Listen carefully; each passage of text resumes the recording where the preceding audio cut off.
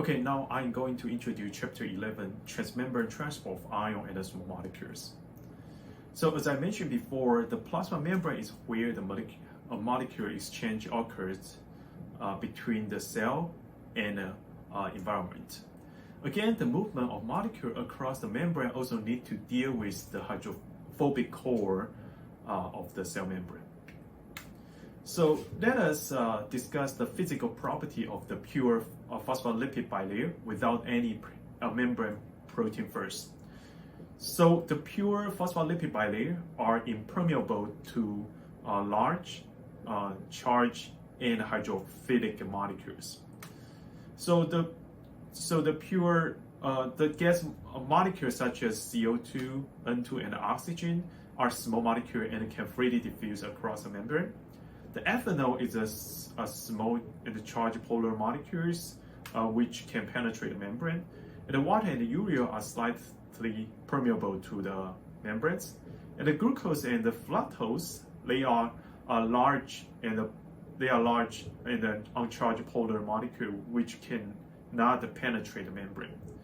Although the ions are small, okay, but they are polar and charged molecule which cannot penetrate the membrane. There's several other charged and polar big molecules which cannot penetrate the membranes. So the three factors determine the diffusion rate of the molecules crossing the membrane. The first, hydrophobicity, and the size of the molecules. Okay, so the hydrophobic and the small molecule would be easier to go across the membranes. And the second, the concentration gradient across the lipid bilayer. If the concentration of the one molecule is very high in the one end of the membrane and very low in the other end of the membrane, which will generate the concentration gradient. So larger concentration gradient will make the diffusion rate of molecule across in the membrane faster. Okay. Third, electrical potential across the bilayers. In the case of the charged molecules, if there are different amount of charged molecules on two sides of the membrane, which will generate the electrical potential like a battery, which will also enhance the diffusion of the charged molecules from the high potential side to the low potential side. So in most cases, chemical concentration and electrical potential need to be considered simultaneously, which is called electrochemical gradient. Okay, so let me quickly remind you about the passive diffusion or passive transport. So the passive diffusion is the tendency for molecule to spread out from the high concentration site to the low concentration site until they distribute evenly in the system. And this status we call it reached the dynamic equilibrium. Okay, so theoretically, after a while, owing to the passive diffusions, any molecules, any membrane permeable molecules would distribute evenly between the two sides of the plasma membrane, right? Okay, due to such a passive diffusion mechanism. But this is not the case. Cells need to accumulate specific molecule inside cells for their signaling and metabolism. So this is achieved by many membrane transport proteins, shown here.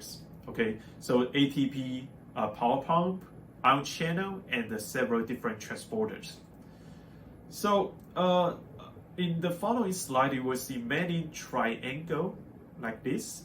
Okay, it represents that the electrical chemical gradient of the red molecule is higher in the exterior side compared to that in the cytosol side. Okay. So as the name implies, the ATP power pump use ATP hydrolysis as energy to transport red molecule against its electrochemical gradient. And the ion channel protein permit the movement of the specific molecules down its electrochemical gradients. So here is one key concept you need to keep in mind. The movement of molecule down its electrochemical gradient does not need energy. However, movement of the molecule against its electrochemical gradient 100% need energy. Okay, so there are three classes of the transporter, including including unipolar, symphotor, and antipolar. Okay, so unipolar only transport one kind of molecule down its electrochemical gradients, and the symphotor and antipolar co-transport two different molecules at the same time. So symphotor and antipolar will transport one molecule down its electrochemical gradient and use this transporter as an energy to co-transport the other molecules against its electrical chemical gradient.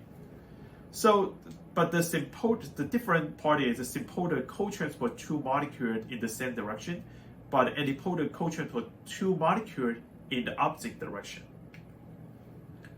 So in the case that molecule transport against its electrical chemical gradient, which need energy, okay? So, and we call this active transport, okay? And the ATP power pump, symphotor, and antipolar are all doing active transport, okay?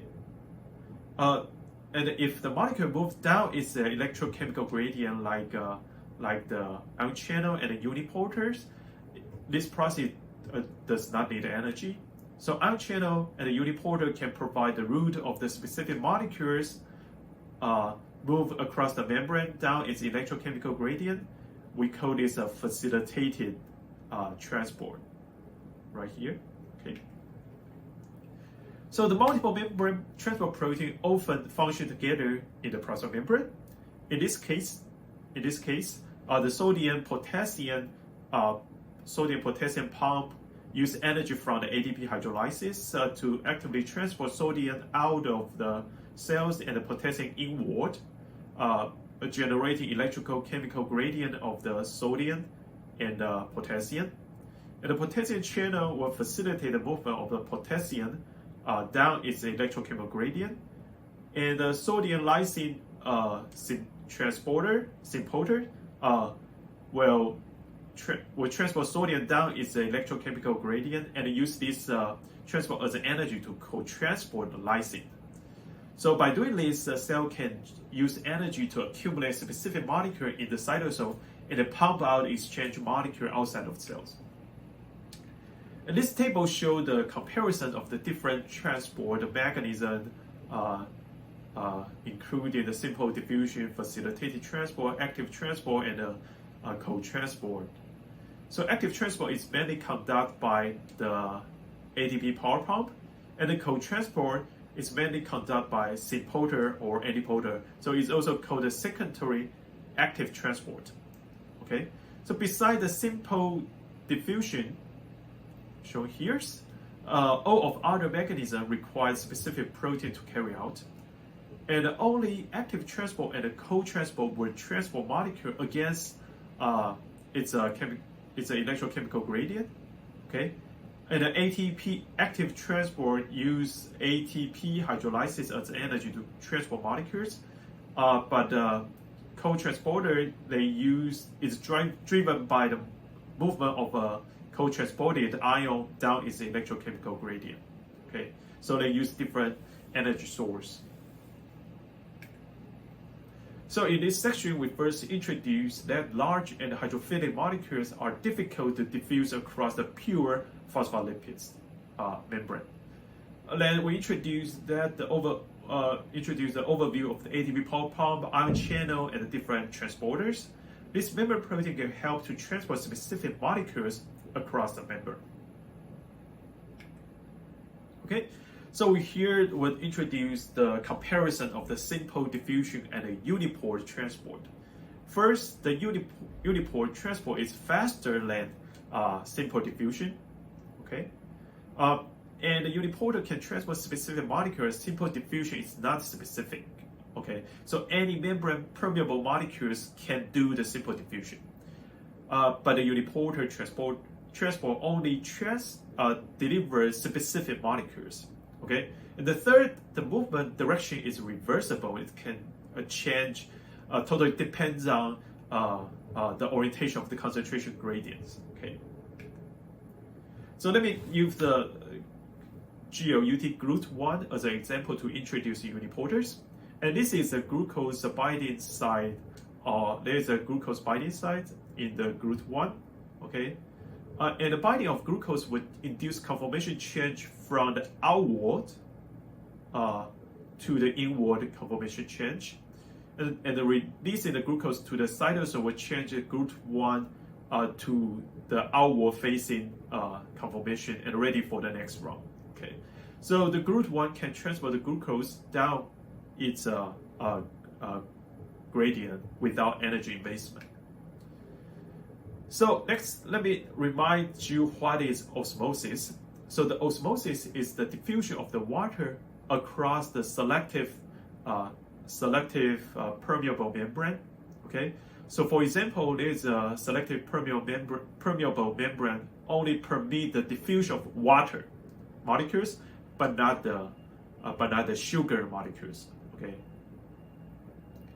and the sugar like to bind to the water molecule and dissolve in the water, and in this U-shaped tube, okay, a selective permeable membrane separate the two pools, okay, and there are more sugars in the right side than that in the left side. However, although the concentration of the sugar is higher in the right side, the sugar cannot penetrate this selective permeable membrane. So alternatively, water which can penetrate the membrane will diffuse to the right side.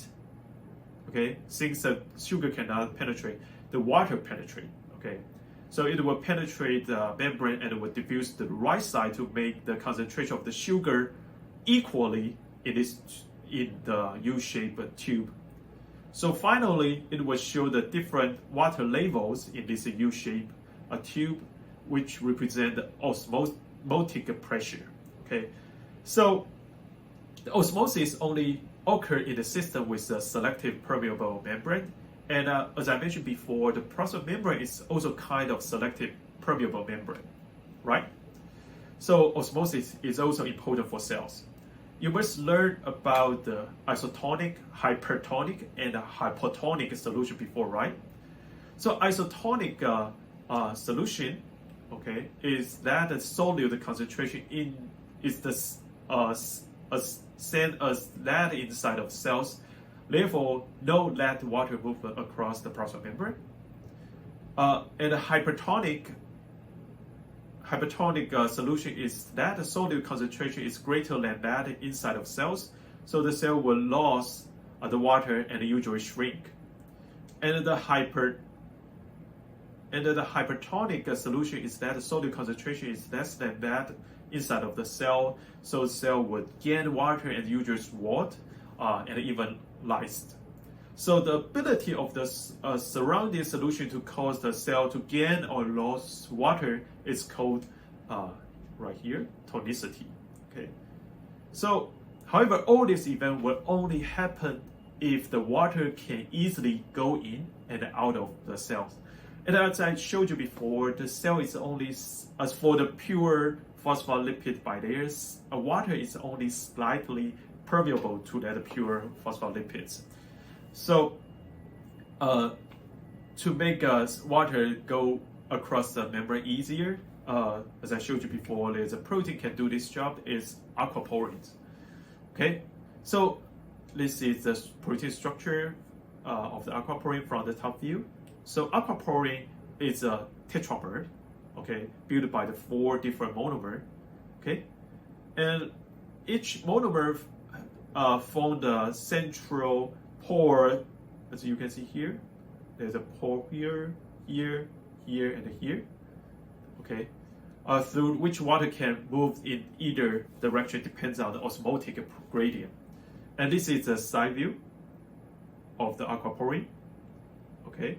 As you can see, there is a tunnel for water movement across the membrane, and the size of the pore is only 0.28 nanometer in diameters, which is only slightly larger than the diameter of the water molecules, and perfectly designed for the water movement across the membrane. So this is a simulation model to show how water molecules will move across the aquaporin, okay? And their movement direction is totally depends on the osmotic gradient. Okay, So in this section, we introduce the Unipolar Transport, which is faster than simple diffusion, and the diffusion direction depends on the electrochemical gradients. Moreover, the Uniporter only transports specific molecules. And we also provide two examples of the Uniporters. One is GLUT1, which will change conformation to transport glucose down its concentration gradient. The other is Aquaporin, which provide a channel allowing the water molecule to move across the membrane. And the diffusion direction depends on the osmotic pressure.